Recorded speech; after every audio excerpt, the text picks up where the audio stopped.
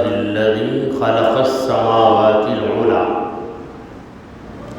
والصلاة والسلام على رسول الهدى وعلى آله وصحبه أهل التقى والنقى.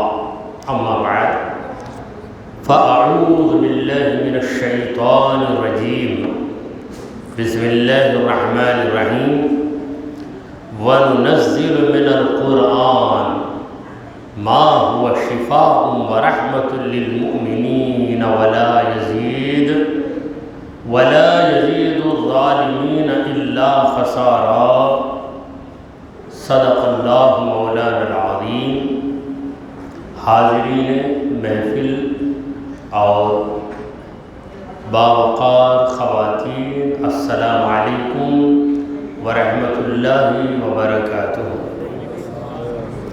اللہ رب العزت جل وعلا کی ہم پر بے پناہ مہربانی ہے کہ اس نے ہمیں آقائے نامدار احمد مختار مدنی تاجدار دونوں جہاں کے سردار حضرت محمد مصطفیٰ رسول خدا صلی اللہ تعالی علیہ وآلہ وسلم کی بابرکت امت میں پیدا فرمایا. حضرات گرامی، جس آیت کریمہ کی تلاوت کا میں نے شرف حاصل کیا وہ سورہ بنی اسرائیل کی 82 نمبر کی آیت ہے، یعنی آیت نمبر 82. پروردگار فرما رہا ہے وَنُنَزِّلُ مِنَ الْقُرْآنِ، ہم اتارتے ہیں قرآن کو، ما ہوا شفا، جو کہ شفا ہے، وَرَحْمَةٌ، اور رحمت بھی ہے، لِلْمُؤْمِنِينَ، ایمان والوں کے لیے، وَلَا يَزِيدُ الظَّالِمِينَ، اور یہ قرآن نہیں بڑھاتا کافروں کو، ظالموں کو، الا خسارہ، سوائے نقصان کے. یہ اس آیت مبارکہ کے لفظوں کا ترجمہ رہا جو میں نے آپ حضرات کے سامنے عرض کر دیا ہے. پروردگار عالم نے قرآن کو نازل کیا، یہ ہمارا عقیدہ ہے کہ قرآن منزل من اللہ، اللہ کی طرف سے اتارا گیا. وَنَزَّلَ عَلَيْكَ الْكِتَابَ، اللہ نے کہا کہ رب نے اے مصطفیٰ آپ پر کتاب کو نازل کیا. یہاں پر اللہ تعالیٰ قرآن مجید کی چند صفتیں بیان کر رہا. پروردگار نے کہا وَنُنَزِّلُ، ہم اتارتے ہیں. یہ ننزل جو فعل ہے یہ تنزیل سے بنا ہے. تنزیل کا معنی ہے دھیرے دھیرے اتارنا، رفتہ رفتہ اتارنا، گریجولی اتارنا. پروردگار عالم نے قرآن مجید کو 23 سالہ مدت میں نازل کیا. پہلی وحی، پہلی آیت حضور اکرم صلی اللہ علیہ وسلم پر اس وقت نازل ہوئی جب آپ غار حرا میں تھے.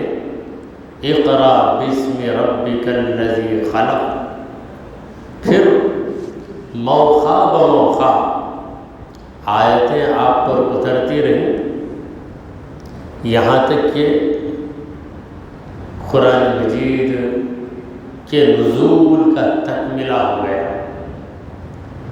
ایک دن نبی کریم صلی اللہ علیہ وسلم سورہ نصر کی تلاوت کی، تو جب سورہ نصر کی تلاوت کی، سورہ نصر اذا جاء نصر اللہ والفتح ورأیت الناس يدخلون فی دین اللہ افواجا، تو اس سورہ کو سن کر صدیق اکبر رضی اللہ تعالیٰ عنہ رونے لگے.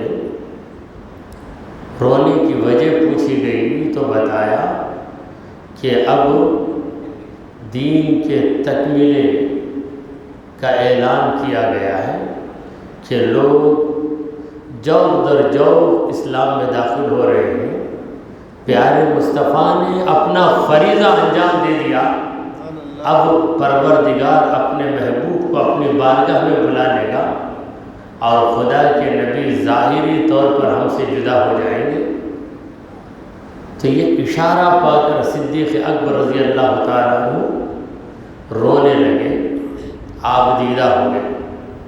الغرض قرآن کی آخری آیت کون سی ہے، اس میں اختلاف ہے اہل تفسیر کا۔ کوئی سورہ نصر کو آخری آیت بتاتا ہے، کوئی الیوم اکملت لکم دینکم کو بتاتا ہے، آج دین مکمل ہو گیا۔ تو اس آیت کو سن کر بھی صدیق اکبر مغموم ہو گئے کہ دین مکمل ہوا، یہ خوشی ہے۔ دین کو مصطفیٰ نے مکمل طور پر جب دنیا والوں کے سامنے پیش کر دیا ہے، جب آپ نے اپنا فریضہ انجام دے دیا، تب حضور کو پروردگار اس دنیا رنگ و بو میں نہیں رکھے گا، بلکہ اپنی بارگاہ میں بلا لے گا۔ تو قرآن موقع بموقع اترتا رہا۔ کوئی جھگڑا ہوا تو جھگڑے کو حل کرنے کے لیے، کوئی مسئلہ آیا تو اس کی وضاحت کے لیے،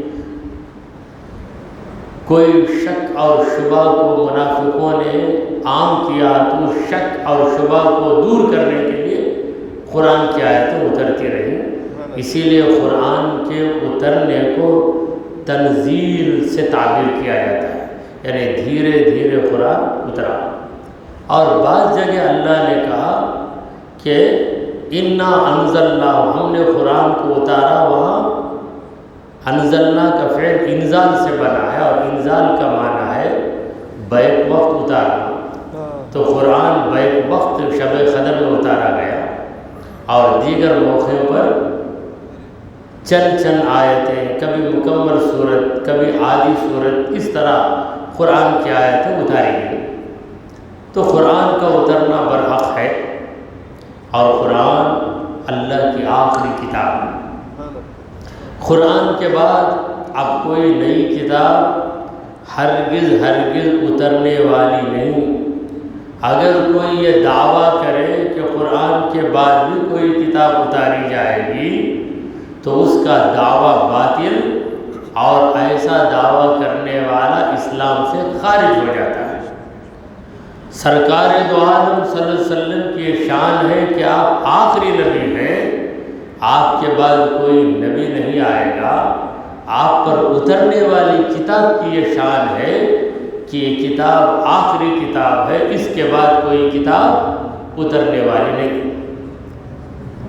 تو رب تعالیٰ نے کہا کہ ہم اتارتے ہیں اس قرآن کو، من القرآن، یہ من بیانیہ ہے۔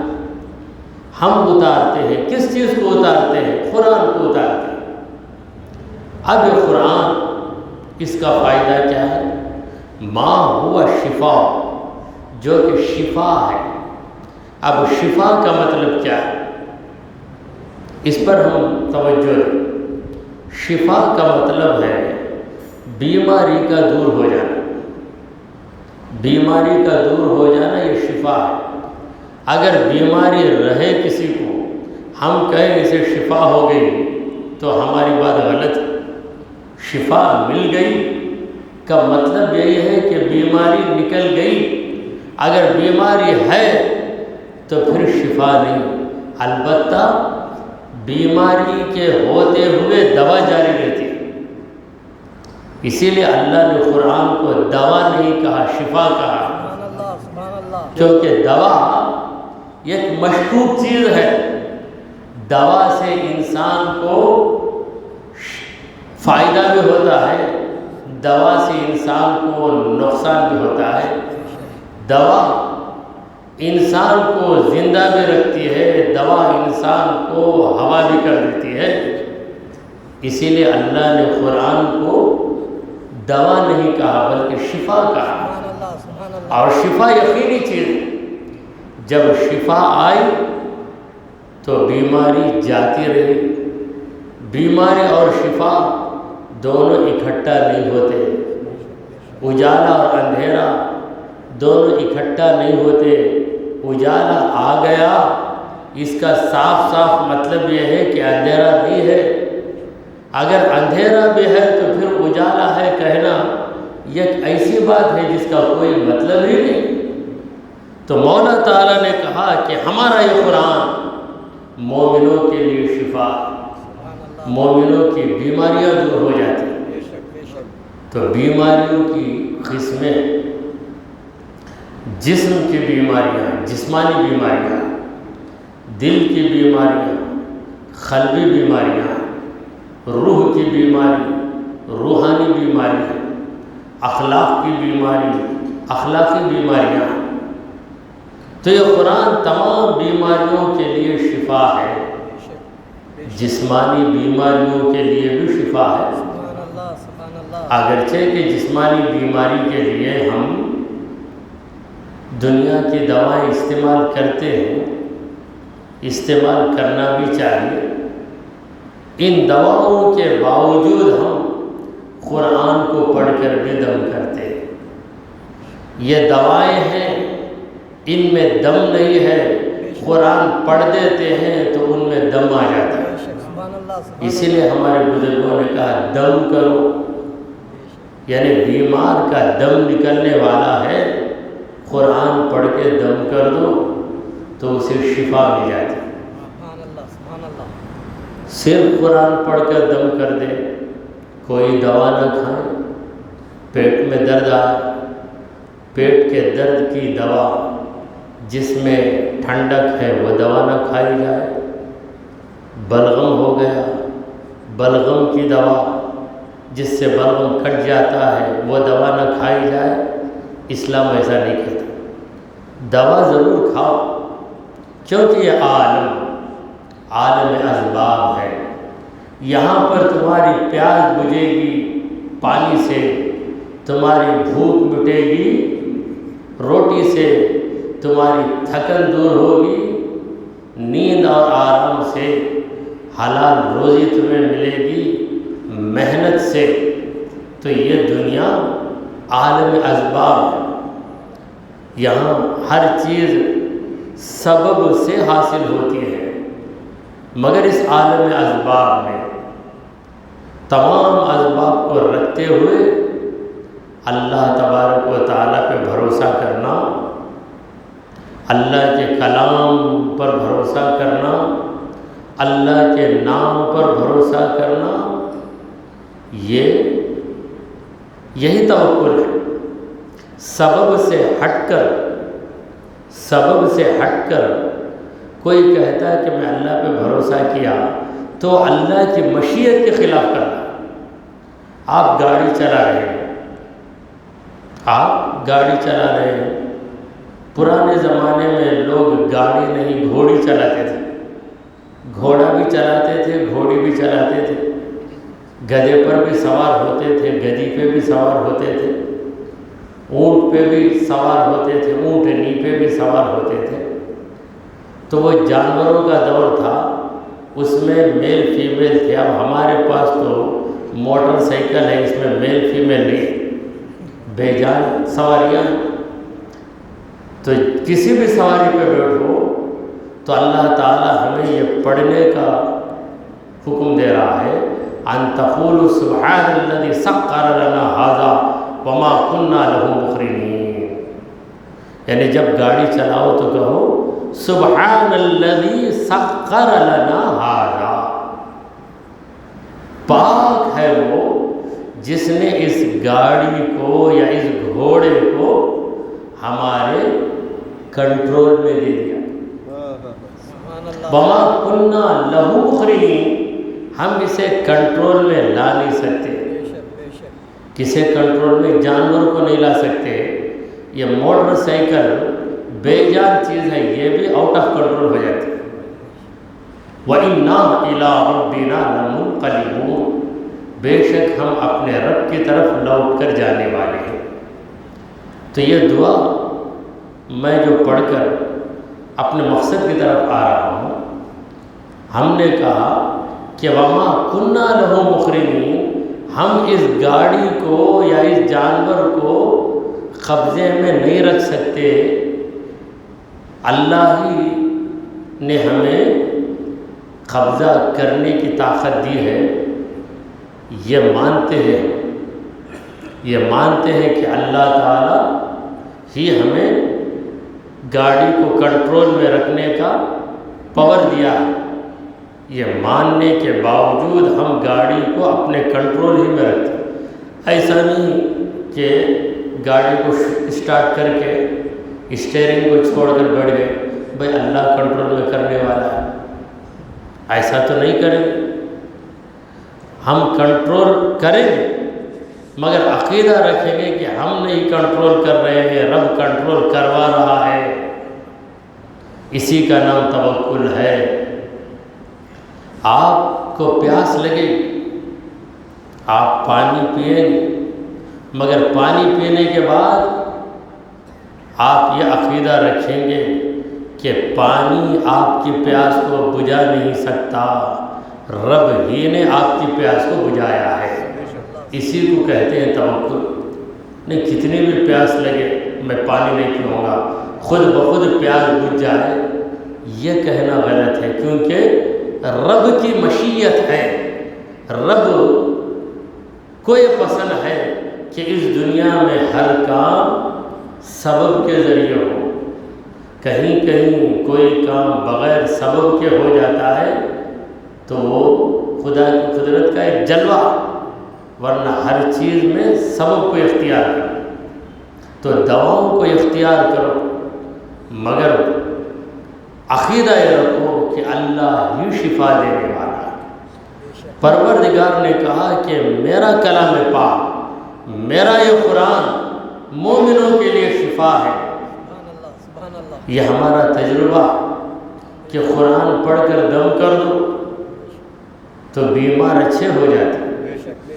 لوگ کہتے ہیں کہ ہم نے علاج کروا، دوا جاری ہے، مگر جب دعا پڑھ دی گئی تب ہمارے بچے کے اندر کچھ چستی آ گئی، کچھ پھرتی آ گئی۔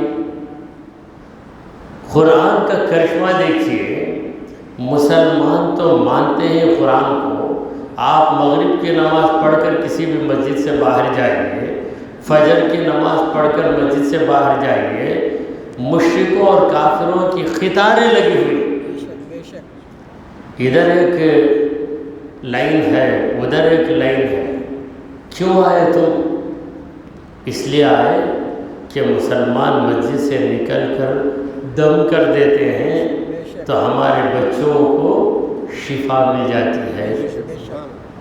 کوئی اجڑ مشرک نہیں مانتا، میں نہیں جاؤں گا، پھر اس کا بچہ بیمار ہوتا ہے، اس کا پڑوسی مشرک کہتا ہے کہ ضد مت کر بھائی، تو یہ ہم مسلمان ہو جاؤ بولتے ہیں، جا کر کھڑ باؤ، یک مشرک دوسرے مشرک کو بولتے، جا کر دیکھ تو صحیح کیا ہوتا دیکھ، تو اس کی بات مان کر بڑی بے دلی سے آ کے کھڑتا، تو مسلمان دم کر کے جاتے ہیں، گھر کو آتا ہے تو بچہ کھیلتا۔ تو کئی مشرک ایسے ہیں جو مجبوری کی وجہ سے مسلمان نہیں ہو رہے، حالانکہ ان کی مجبوری نہیں، اللہ نے مجبور نہیں بنایا، بس ان کا لحاظ کرتے، ان کا لحاظ کرتے، اگر ان کو فائدہ نہ ہوتا تو وہ لوگ اس طرح نہیں کھڑتے۔ کبھی مسجد مین روڈ پہ ہوتی ہے، وہاں پہ ان کی قطاریں کھڑی ہو جاتی ہیں، اس وجہ سے کہیں ٹریفک جام بھی ہو جاتا ہے، مگر برداشت کرنا پڑتا ہے۔ اگر مسلمان قطاریں لگائیں تو وہ ایک بہت بڑا مسئلہ بن جائے گا۔ پروردگار عالم مسلمانوں کے آگے مشرکوں کو کس طرح جھکاتا ہے، یہ خدا کا کرم نہیں ہے تو اور کیا ہے۔ تو جسمانی بیماریوں کے لیے بھی شفا ہے۔ یہ ایک واقعہ ہے، صحابہ کرام کہیں گئے، ایک نئی بستی میں چلے گئے، وہاں جانے کے بعد کھانے پینے کے لیے کچھ نہیں تھا، جو پونجی تھی وہ بھی ختم ہو گئی، جو پیسے تھے وہ بھی ختم ہو گئے۔ تو اس بستی کے لوگوں نے ایسی بدسلوکی کی کہ پانی تک دینے سے انکار کر دیا۔ اجنبی لوگ آئے تو صحابہ گئے، راستے میں پھنس گئے۔ کچھ ہی دیر بعد اس بستی کے لوگ آ کر کہتے ہیں کہ ہے تم میں کوئی جو دم کرے، جھاڑ پھونک کرنے والا، دم کرنے والا کوئی ہے؟ کیونکہ ہمارے ایک آدمی کو سانپ نے ڈس دیا ہے، سانپ ڈس دیا ہے، کوئی ہے؟ تو ایک صحابی آگے بڑھے، کہا میں دم کرتا ہوں، میں دم کروں گا مگر شرط پر کہ اتنی بکریاں ہمارے حوالے کرنا تھا۔ تو تیار ہو گئے، مجبوری تھی، دم کر دیا۔ پھر زہر کا اثر چلے گیا، وہ اچھا ہو گیا۔ پھر ان بکریوں کو لے کر صحابہ آئے، ذبح بھی کر دیا، لیکن کھانے کے پہلے اختلاف ہو گیا، کیسے کھائیں گے اس کو؟ صحابہ نے پوچھا، جو صحابی دم کیا تھا، جس صحابی نے کچھ پڑھ کے دم کر دیا، ان سے کہنے لگے تمہارے پاس یہ فن بھی ہے کیا جھاڑ پھونک کرنے کا؟ یہ ہمیں پتہ ہی نہیں تھا۔ میں نے کہا میں کیا جانتا ہوں، میں سورہ فاتحہ پڑھ کے دم کر دیا بس، کیونکہ اللہ نے کہا کہ ہم نے قرآن میں شفا رکھی ہے، سورہ فاتحہ پڑھ کے دم کیا، اچھا ہو گیا۔ سرکار دو عالم صلی اللہ علیہ وسلم تک یہ بات پہنچ گئی۔ حضور نے کہا کہ تم نے بہت اچھا کیا۔ عرض کرنے لگے حضور ان کی جانب سے ہمیں تحفہ ملا، اس تحفے کو ہم نے کھا لیا، مجبوری تھی، کیا کریں؟ حضور نے کہا کچھ بچا کیا؟ مجھے بھی دو، میں بھی کھاؤں۔ تو قرآن مجید جسمانی بیماری کے لیے بھی شفا، اسی لیے ہم ڈاکٹروں کا بھی علاج کرتے ہیں۔ کوئی بزرگ آ جائے تو ان سے دعا بھی پڑھوا لیتے ہیں، کبھی یہ نہیں کہتے کہ علاج تو چلتا نہ بھائی، دعا کی کیا ضرورت؟ علاج چل رہا ہے، اس کے باوجود دعا کی اس لیے ضرورت ہے کہ دعا علاج کو کارآمد بنا دیتی ہے، دعا علاج کو کارآمد بنا دیتی ہے۔ پھر علاج کی کیا ضرورت؟ علاج کی اس لیے ضرورت کہ یہ دنیا عالم اسباب ہے۔ سرکار دو عالم صلی اللہ علیہ وسلم نے فرمایا ما انزل اللہ داء الا وانزل اللہ له دواء فتداؤوا یا اہل القرآن۔ اللہ نے جو بھی بیماری اتاری ہے اس بیماری کے لیے اللہ نے دوا بھی پیدا کی ہے۔ اے قرآن کے ماننے والوں، تم دوا دارو کیا کرو، علاج کیا کرو۔ علاج کا ہمیں حکم دیا گیا ہے، مگر جہاں ہمیں شک آ جائے تو ایسے موقع پر ہم علاج چھوڑ بھی سکتے ہیں، اور علاج کرنا فرض عین بھی نہیں، علاج کی ہمیں اجازت دی گئی۔ اگر کوئی شخص علاج کیے بغیر رہا، اس کا انتقال ہو گیا، علاج نہیں کیا، انتقال ہو گیا تو مجرم نہیں ہے۔ ہاں اگر کوئی کھائے پیے بغیر رہا مر گیا تو مجرم ہے، کیونکہ کھانا پینا یہ ایسی چیز ہے کہ کھانے پینے سے قوت آتی ہے، یقینی چیز ہے۔ دوا سے شفا ملے گی یہ غیر یقینی چیز ہے، احتمالی چیز ہے، یہ احتمالی چیز۔ اب احتمال کو میں آسان طور سے کیسے سمجھاؤں؟ میں بینیفٹ، یہ میں کا جو لفظ آتا ہے نا انگلش میں، وہی ہے احتمال، ہو بھی سکتا نہیں بھی ہو سکتا، مگر غذا کے ذریعے قوت ہوگی، یہ اللہ تبارک و تعالیٰ کی فطرت ہے۔ اللہ نے غذا کو بنایا ہی ہے تمہارے لیے، لہذا میں بھوکا رہ کے مر جاؤں گا، بھوک ہڑتال کر کے مر جاؤں گا تو ایسا مرنے والا مجرم ہوگا۔ یہ بات فقہاء کرام نے بتائی۔ تو یہ ایک رہا جسمانی بیماری۔ اس کے بعد دل کی بیماری۔ یہ دل ہے جو جسم ہی کا حصہ ہے، وہ جسم کے حصے کا جو دل ہے اسی پر ہارٹ اٹیک آتا ہے، دل کا دورہ۔ وہ دل جسم سے علیحدہ چیز نہیں ہے، پارٹ آف دا باڈی ہے۔ مگر میں جس دل کی بات کر رہا ہوں وہ دل، اسی دل سے اس کا تعلق ہے، اس میں احساسات ہوتے ہیں، خیالات ہوتے ہیں، محبت ہوتی ہے، نفرت ہوتی ہے، لگن ہوتی ہے، غصہ ہوتا ہے، ہمدردی کا جذبہ ہوتا ہے۔ وہ دل، یہ جو دل ہے اسی سے اس کا تعلق ہے۔ تو وہ اس دل کی سب سے بڑی بیماری کفر ہے، شرک ہے۔ قرآن کو جو مان لیتا ہے اس کے دل سے کفر بھی نکل جاتا ہے، شرک بھی نکل جاتا ہے۔ تو دل کی بہت ایسی بڑی بیماریاں، جن بیماریوں کی وجہ سے کوئی مومن رہ نہیں سکتا۔ اگر کسی کے دل میں کفر آ گیا تو وہ مومن نہیں رہ سکتا، کسی کے دل میں شرک آ گیا تو وہ مومن ہو ہی نہیں سکتا۔ کفر اور شرک یہ دو ایسی چیزیں ہیں جو واقع نہیں ہو سکتی مگر انسان خیال کر لیتا ہے۔ کفر کیا ہے؟ اللہ کا انکار کر دینا۔ اللہ کا انکار، کیا یہ چیز ہونے والی ہے؟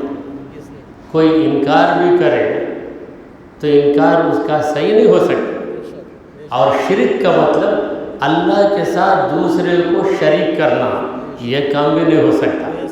یہ دونوں ایسے کام ہیں جو وہمی ہیں، مگر کفر و شرک یہ دو چیزیں جس کے دل و دماغ میں آ جاتی ہیں وہ کبھی مومن رہ نہیں سکتا۔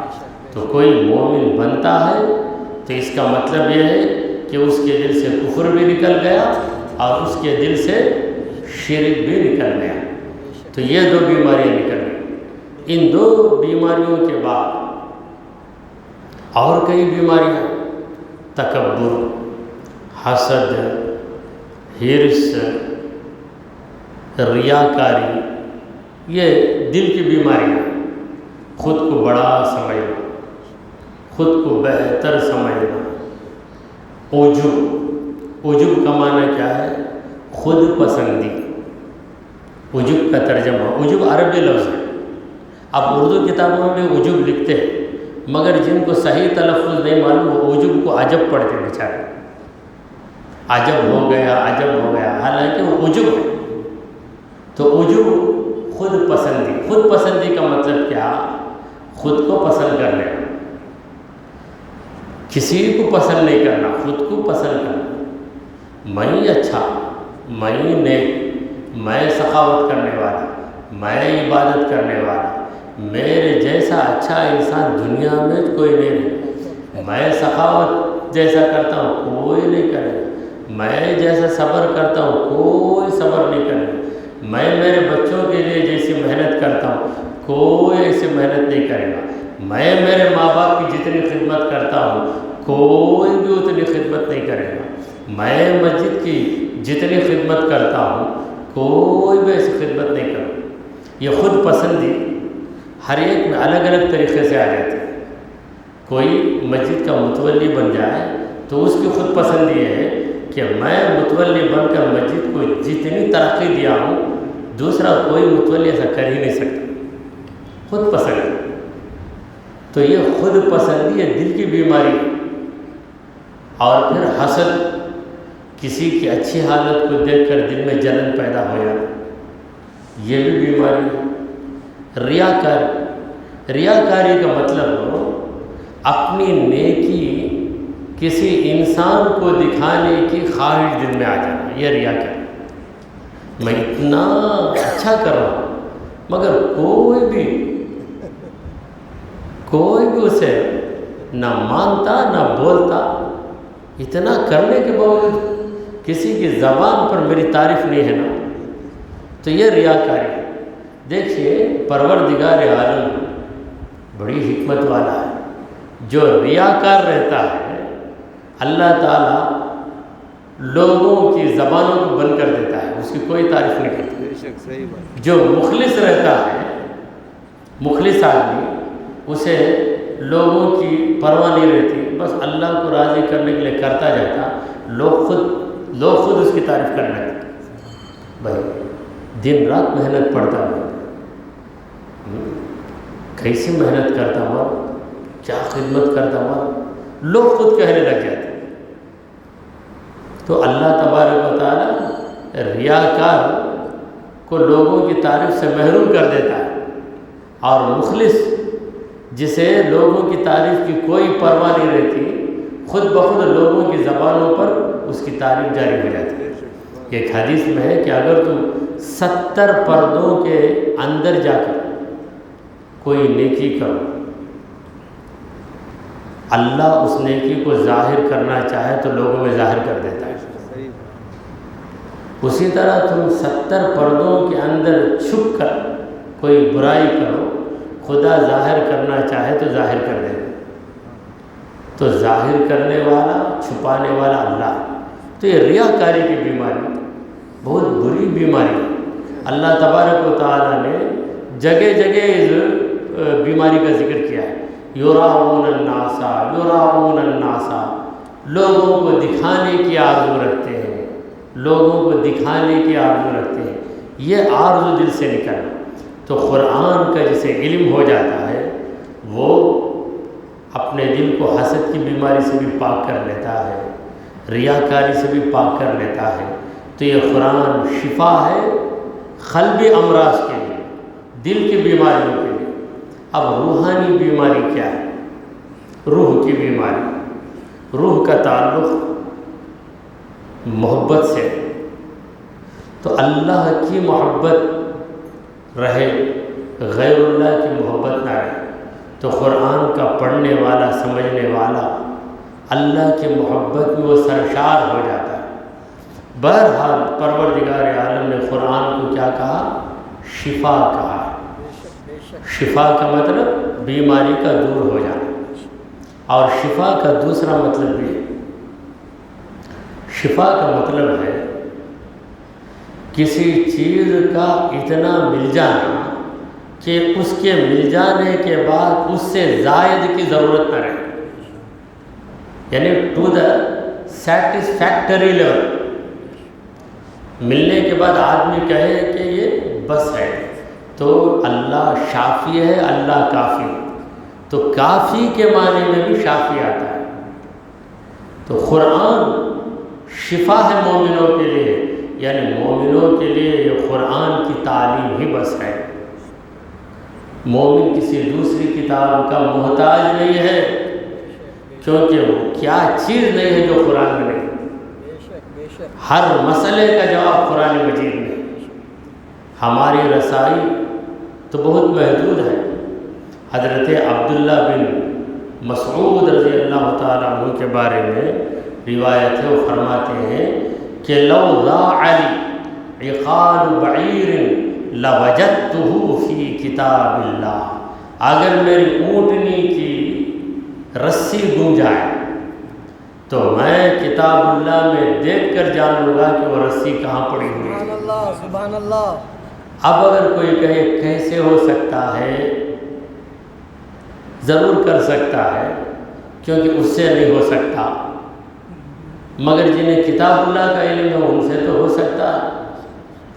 اگر ایک دیہات کا آدمی آ جائے اور شہر کا آدمی ہے، دونوں ہیں، دیہات کے آدمی کو پتہ نہیں کہ آن لائن بکنگ کیا ہے، اور شہر کا آدمی موبائل رکھ کر آن لائن بکنگ کرتا ہے، نمبروں کو دبایا، دیہات والے سے یہیں بیٹھو کہ میں یہاں پر دبا رہا ہوں، ایک آدمی آ جائے گا، آ کر کھانا ہمیں پیش کرے گا۔ تو یہ سوچتے ہیں کیسے ہو سکتا، یہ ایک چھوٹا سا ڈبہ ہے، اس میں وہ دبائے گا تو کون آئے گا؟ اندر سے نکل کر آئے گا کیا؟ سوچ بکنگ کر دیا، بات پہنچ گئی، میسیج آ گیا کہ ول بی ڈیلیورڈ سون، دیکھ کر پھر اس پہ چیک کرتا ہے کہاں تک وہ پہنچا ہے ڈیلیوری مین، پھر آتے ہیں اسے حیران ہو جاتے ہیں یہ کیسا کرے بھائی، یہ چھوٹا سا ڈبہ رکھ کر آپ اس میں دبائے تو ایک آدمی لا کر دے دیا نا کیسا، تو اسے سمجھ میں نہیں آتا کیونکہ یہ دیہات والا ہے، تو ہماری حیثیت ویسی ہے۔ یہ صحابہ کرام شہر والے قرآن سے کیا کیا کام نکالنا ان کو معلوم ہے، ہمیں اتنا علم نہیں ہے، لہٰذا ان کی باتوں کو مان لینے میں ہماری بھلائی۔ ہم اعتراض کریں گے تو ہماری مثال اس دیہاتی اس گنوار کی طرح ہو جائے گی جو ٹیکنالوجی سے واقف نہیں ہے۔ تو قرآنی معلومات ہمارے پاس محدود ہے۔ صحابہ کرام نے تو قرآن کو حاصل کیا، کہاں سے حاصل کیا؟ محبت وحی سے حاصل کیا، رسول پاک صلی اللہ علیہ وسلم سے انہوں نے قرآن کا علم حاصل کیا، تو ان کا علم اور ہمارا علم یکساں کہاں سے ہو سکتا ہے؟ وہ علم تو اعلیٰ درجے کا علم ہے، اور اس علم کی ہلکی سی بوندیں ہمیں ملی، یہ بوند مل گئی تو ہم اتنا اچھلتے ہیں اور اتنی وضاحتیں کرتے ہیں کہ وہ وضاحتیں قابل تعریف ہو جاتی ہیں۔ یہ ایک بوند ہے، یہ ایک خطرہ ہے، اور صحابہ کا علم تو دریا ہے، کیونکہ انہوں نے براہ راست نبی کریم صلی اللہ علیہ وسلم سے قرآن کو سنا بھی ہے اور قرآن کا مطلب جانا بھی۔ تو یہ قرآن شفا ہے مومنوں کے لیے۔ تو اللہ نے دوا نہیں کہا، شفا کہا۔ وجہ اس کی میں عرض کر چکا ہوں کہ دوا مشکوک ہے، کوئی کہہ سکتا ہے کہ یہ دوا مت کھاؤ، یہ دوا سیٹ نہیں ہوتی، مگر شفا کے بارے میں کوئی نہیں کہے گا کہ شفا سیٹ نہیں ہوتی، سیٹ ہونے والی چیز ہی تو شفا ہے۔ تو اسی لیے قرآن کو اللہ نے شفا کا نام دیا ہے، اور اس کے بعد کا وَرَحْمَةٌ، اور یہ قرآن رحمت ہے۔ رحمت کیا ہے؟ مہربانی۔ رحمت کا مطلب ایک ایسی صفت ہے جس کے پیدا ہونے سے آدمی دوسرے کی مدد کی طرف بڑھ جاتا ہے۔ میرے دل میں رحم آیا تو کروں گا کیا؟ رحم آیا تو سامنے والے کی مدد کے لیے میں بڑھ جاؤں گا، رحم نہیں آیا تو نہیں بڑھوں گا۔ ایک اجنبی انسان آ گیا، اس کی حالت دیکھ کر میں اپنی جیب سے 100 روپے کا نوٹ نکالتا ہوں اور اسے دے کر کہتا ہوں کہ پہلے جاؤ کچھ کھا کر آؤ۔ ایسا میں نے کیوں کیا؟ اس لیے کیا کہ میرے دل میں رحم آ گیا۔ تو پروردگار کہتا ہے کہ یہ قرآن رحمت ہے، اے مومنو تمہاری مدد کرنے والا۔ قرآن تم اپنے ساتھ رکھو، قرآن اپنے دل میں رکھو، قرآن اپنے سینے میں رکھو، قرآن کو اپنی زندگی میں رکھو، تو قدم قدم پر تمہاری مدد ہوتی جائے گی۔ تمہارا غیر تم پر مسلط ہو نہیں سکتا۔ اگر قرآن سے تم دور ہو گئے تو پھر سب کے سامنے ذلیل و خوار بنا دیے جاؤ۔ اسی لیے ایک شاعر نے کہا، اس زمانے معزز تھے مسلمان ہو کر، لوگ مسلمان ہوتے تو انہیں عزت مل جاتی، مسلمان بنے عزت ملی۔ 50 مشرکین ہیں، یہ ایک مشرک کلمہ پڑھ لیا تو دیگر مشرکین اگرچہ کہ اس کے مخالف ہیں مگر اس کی عزت کرتے، مسلمان ہو گیا۔ وہ زمانے میں معزز تھے مسلمان ہو کر اور تم خوار ہوئے۔ یعنی اس زمانے کے مسلمانوں سے شاعر کہتا ہے کہ اور تم خوار ہوئے تارک قرآن ہو کر، تم نے قرآن کو چھوڑ دیا۔ اس زمانے کا مسلمان قرآن کو پکڑتا تھا، قرآن کی اہمیت تھی اس کے پاس، تلاوت قرآن کے بغیر اسے سکون نصیب نہیں ہوتا تھا۔ قرآن کی تلاوت کرتا تھا، قرآن کی عزت کرتا تھا۔ تو قرآن مومنوں کے لیے رحمت، مومنوں کے لیے شفا، مومنوں کے لیے برکت، مومنوں کے لیے سعادت، اور مومن جب خبر میں جائے گا تو قرآن خبر میں اس کے لیے اجالا بن جائے گا۔ مومن جب میدان محشر میں آئے گا تو قرآن اس کی سفارش کرے گا۔ حدیث شریف میں ہے کہ قرآن اور روزہ دونوں میدان محشر میں سفارش کریں گے۔ الصوم والقرآن یشفعان، یہ دونوں سفارش کریں گے۔ اما الصوم، روزہ آگے بڑھے گا اور کہے گا کہ فیقول ای ربی، اے میرے پروردگار، منعتہ الطعام والشراب، میں نے اسے کھانے پینے سے روک دیا دن بھر، میری وجہ سے یہ کھائے پیے بغیر رہا، بھوک و پیاس کو برداشت کیا، اے مولا تو اسے معاف کر دے۔ پھر قرآن آگے بڑھے گا اور قرآن کہے گا کہ ای ربی، اے میرے پروردگار، منعتہ النوم، رات کی نیند کو میں نے اس سے روک دیا، میری خاطر وہ جاگا میری تلاوت کے لیے، اور نمازوں میں مجھے پڑھ رہا تھا، تراویح میں مجھے پڑھ رہا تھا، تہجد میں مجھے پڑھ رہا تھا، یوں بھی میری تلاوت کرتا رہا، میں نے رات کے آرام کو روک دیا، میری خاطر وہ آرام کو چھوڑ کر میری تلاوت میں مصروف ہو گیا، اے پروردگار اسے بخش دے۔ حدیث میں ہے کہ فیشفعان، دونوں کی سفارش قبول کر لی جائے گی، اور اس روزے دار کو بخش دیا جائے گا جس نے دن میں روزہ رکھا اور رات میں نماز تراویح ادا کی۔ سرکار دو عالم صلی اللہ علیہ وسلم فرماتے ہیں فرض اللہ صیام وسننت لکم قیام، اللہ نے رمضان کے روزے کو فرض کیا اور میں نے رمضان کے قیام کو سنت بنا دیا۔ یہ قیام کیا ہے؟ رات کی عبادت، وہ عبادت جو رمضان ہی میں ہوتی ہے، غیر رمضان میں نہیں ہوتی، وہ ہے نماز تراویح۔ تو پروردگار نے کہا کہ یہ قرآن مومنوں کے لیے رحمت بھی ہے، شفا بھی ہے۔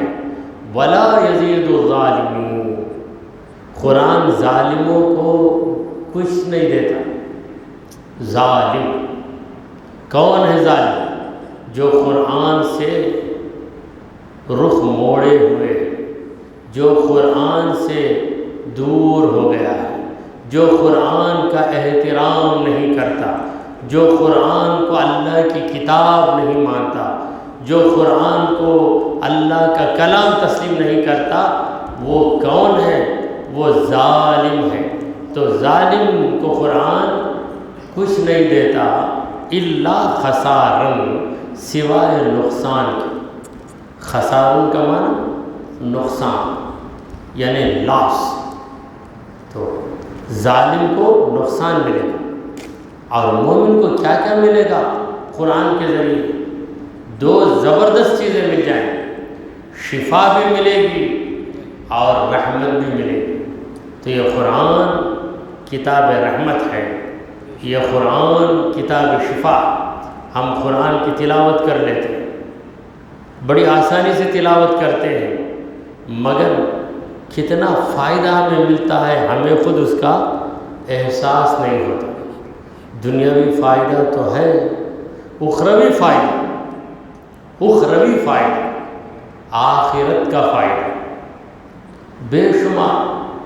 رسول کریم صلی اللہ علیہ وسلم نے فرمایا کہ من قرأ حرفا من القرآن، جو قرآن مجید کے ایک حرف کی تلاوت کر لے، فَلَهُ بِكُلِّ حَرْفٍ 10 حسنات، ہر حرف کے عوض 10 نیکیاں اسے دی جائیں۔ اگر 100 حروف پڑھ لیا، 100 کو 10 میں ضرب دے دو، ملٹیپل کرو، تو 100 10 کتنے ہو گئے؟ 1000۔ 1000 روپے کمانا بہت مشکل، 1000 نیکیاں 100 حروف کی تلاوت میں آ جائیں، اور یہ 100 حروف پڑھنے میں آپ کو کیا 100 سیکنڈ لگے؟ 2 منٹ سے بھی کم وقت میں 100 حروف ادا ہو جائیں۔ الحمد کتنا وقت لگا؟ الحمد پڑھنے میں کتنا وقت لگا؟ 5 حروف ادا ہوئے، الف لام ہا میم دال، 50 نیکیاں آ گئی آپ کو۔ اور نیکی ایسی چیز ہے دنیا کے بڑے سے بڑے سپر مارکیٹ میں بھی آپ کو نہیں ملتی، مگر آپ قرآن کی تلاوت کریں گے تو مل جائے گا۔ سرکار دو عالم صلی اللہ علیہ وسلم وضاحت کرتے ہیں، لا اقول الف لام میم حرف، میں یہ نہیں کہتا کہ الف لام میم یہ حرف ہے، بل اقول، مگر میں کہتا ہوں کہ الف حرف لام حرف میم حرف۔ الف لام میم اگر تم نے پڑھ لیا تو 30 نیکیاں تمہارے نام اعمال میں درج ہو جائیں۔ یہ فائدہ ہے قرآن کا، مگر عقیدے کی ضرورت ہے۔ عقیدے کے بغیر کوئی پڑھتا ہے، قرآن کو اللہ کی کتاب تسلیم نہیں کرتا مگر پڑھ رہا ہے تو اسے کوئی فائدہ نہیں۔ کیوں فائدہ نہیں؟ دیکھیے، نوٹ 2 قسم کے نوٹ ہیں۔ ایک نوٹ وہ ہے جسے گورنر سائن کر کے دیتا ہے، اور دوسری نوٹ وہ ہے جسے کوئی پرنٹ کر لیتا ہے۔ دیکھنے میں یہ بھی نوٹ وہ بھی نوٹ، مگر وہ چلنے والی نوٹ، یہ جعلی نوٹ۔ اس طرح دونوں کی تلاوت ہے، عقیدے والے کی تلاوت بھی تلاوت ہے، جو عقیدہ نہیں رکھتا وہ بھی تلاوت کرتا ہے۔ یہ چلنے والی تلاوت ہے اور وہ رد ہو جانے والی تلاوت ہے، ریجیکٹ ہو جانے والی تلاوت ہے۔ دعا کیجئے کہ پروردگارا ہم نے جو کچھ کہا اور سنا اسے قبول فرما لے۔ اے اللہ ہمارے گناہوں کو معاف فرما، ہماری خطاؤں کو درگزر کر دے۔ اے رب کریم ہم پر تیری رحمت نازل فرما۔ اے اللہ ہمیں سیدھے راستے پر چلا، تیرے انبیاء اور تیرے اولیاء کے راستے پر چلا۔ اے رب کریم ہمارا خاتمہ ایمان کی حالت پہ فرما۔ وصلی اللہ تعالی علی خیر خلقہ سیدنا و مولانا محمد وعلی آلہ و اصحابہ اجمعین۔